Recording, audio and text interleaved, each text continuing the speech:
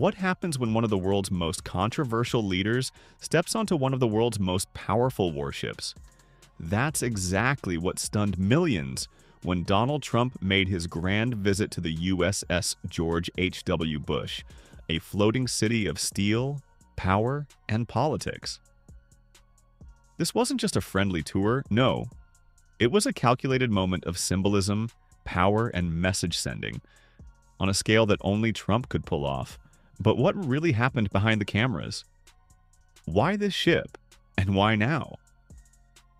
Let's dive into the jaw-dropping story behind Trump's visit to the Titan of the Sea. Before we talk Trump, let's talk about the stage he stepped onto.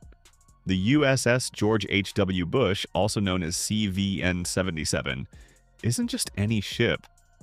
It's a 1,092-foot-long beast powered by 2 nuclear reactors that can keep it running for over 20 years without refueling. It carries over 90 aircraft, 5,000 personnel, and a flight deck so massive it could fit 3 football fields end to end. Every inch of it screams dominance. Radar systems, missile defenses, fighter jets roaring off its deck every few minutes. It's the kind of place where global power is displayed, not discussed. So when Trump arrived, it wasn't just another visit. It was an event meant to be seen, photographed, and remembered. Because in politics, location is everything. And few places say commander-in-chief energy louder than the deck of a nuclear-powered aircraft carrier. But here's where it gets interesting. This wasn't just a random tour. There was timing, strategy, and a deeper message hidden beneath the surface. It was during the U.S. Navy's 250th anniversary celebrations when Trump's motorcade rolled up to the docks in Virginia. Surrounded by tight security, saluting sailors, and roaring cameras, Trump stepped aboard the USS George H.W. Bush like he was stepping onto a world stage. He greeted officers, smiled for photos, and delivered a short but pointed message, one that mixed admiration for the troops with subtle political undertones. To his supporters, it was a show of strength, a reminder of his America First military stance. To critics, it was a political move disguised as patriotism. Either way, it worked, because within hours, Trump on the carrier was trending worldwide. But this visit wasn't just about optics. Those who know Trump's playbook know he never moves without a reason. So the question is, what was the real message he wanted to send? For decades, American presidents have used military imagery to send political signals. From Bush's "Mission Accomplished" banner to Obama's visits with troops overseas, the visual of a president surrounded by soldiers carries immense symbolic weight. Trump knows this better than anyone.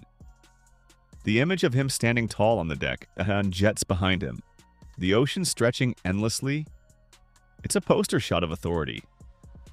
But beyond the photo op, analysts pointed out something deeper. It reflected Trump's unspoken message. America's power doesn't come from speeches, it comes from steel. The USS George H.W. Bush wasn't just a ship that day. It was a stage for global messaging. To allies, America's still got your back. To rivals, don't test us. And to voters, I'm still the man who puts the military first. But even as cameras flashed, not everything about the visit was as smooth as it seemed. Because behind that impressive display of might, some insiders whispered about tension. Hosting a former president on an active duty warship is no small task. Security protocols double overnight. Crew schedules shift. The ship's daily operations get paused, sometimes for days, just to make the logistics work. Everything from the hangar deck to the command center had to be spotless. Crew members described the mood as both exciting and tense. Trump's visits, they said, are never neutral. Everyone knew that every handshake, every salute, every word could end up on international headlines. But there was another layer.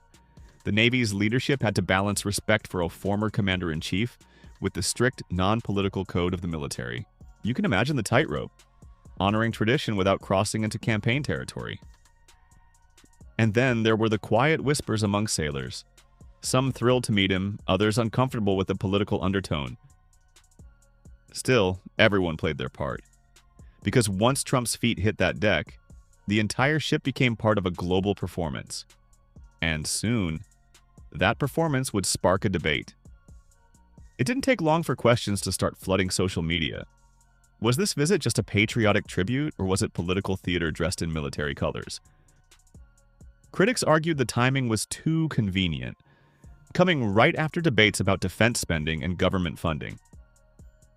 The optics of a high-profile visit in the middle of fiscal tension. Some saw it as a distraction. Others saw it as genius. Political analysts pointed out that Trump has always mastered the art of turning visuals into influence. When people see him on a carrier, they don't think about policy papers. They think power, leadership, dominance. And that's exactly the image he thrives on.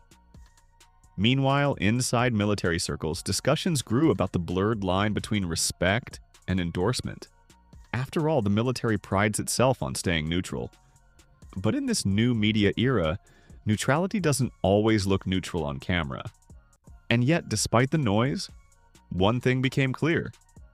Trump's visit had reignited public fascination with America's naval strength. While most saw a photo op, military strategists saw something else. A reminder of how carriers are still the backbone of U.S. sea power. The U.S. George H.W. Bush is part of a class of warships capable of projecting force anywhere on Earth. It's both a weapon and a warning, and Trump standing there was a visual signal to every world leader watching.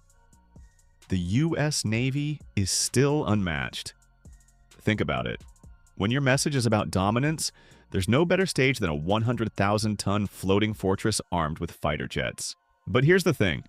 Trump's visit to the USS George H.W. Bush wasn't just about patriotism or nostalgia. For many, it felt like a preview of something bigger. Some say it was a symbolic warm-up, a calculated move to remind America and the world that he's not done playing the power game. Because let's be honest, when Donald Trump steps into the spotlight, it's never random. Every move, every handshake, every headline, it's all part of a much larger story. Observers noticed something subtle during that visit. The way he carried himself, the words he chose, even the way he paused the mid-speech, it all had that familiar campaign rhythm. It didn't sound like a man stepping away from politics, it sounded like someone testing the waters again. Some insiders whispered that this wasn't just a salute to the military, but a message to his base. A visual promise that the strong America brand wasn't gone. And maybe that's exactly why the visit stirred so much debate. Supporters called it leadership on full display. Critics called it political theater in uniform. But everyone agreed on one thing. Trump knew exactly what he was doing. Because nothing says, I'm still the guy in charge, quite like standing on a nuclear-powered warship named after another president. Social media lit up. Some claimed this was a setup for his next big move, a way to reignite attention and test his influence ahead of the 2026 election cycle. Others pointed out the deeper symbolism.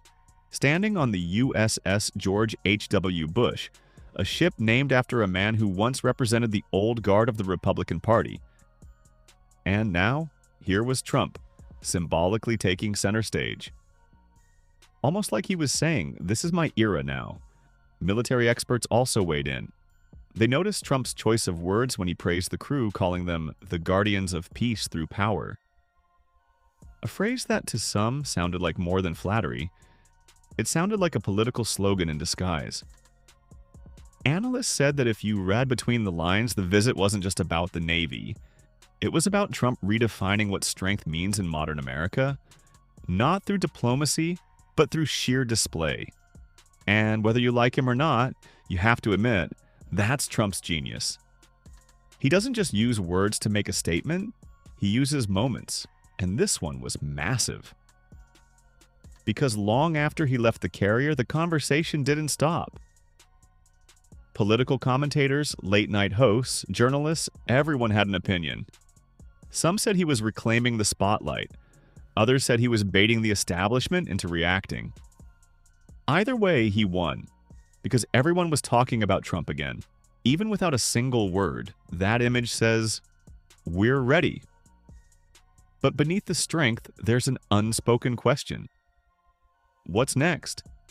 Because as global tensions rise and new naval technologies emerge, the future of U.S. dominance at sea could look very different.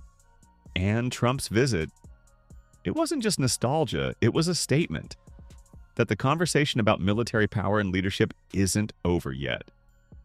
Weeks after the visit, photos of Trump aboard the USS George H.W. Bush flooded online feeds. Supporters called it patriotic. Critics called it performative.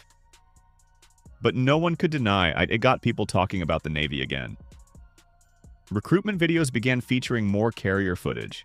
Navy hashtags surged.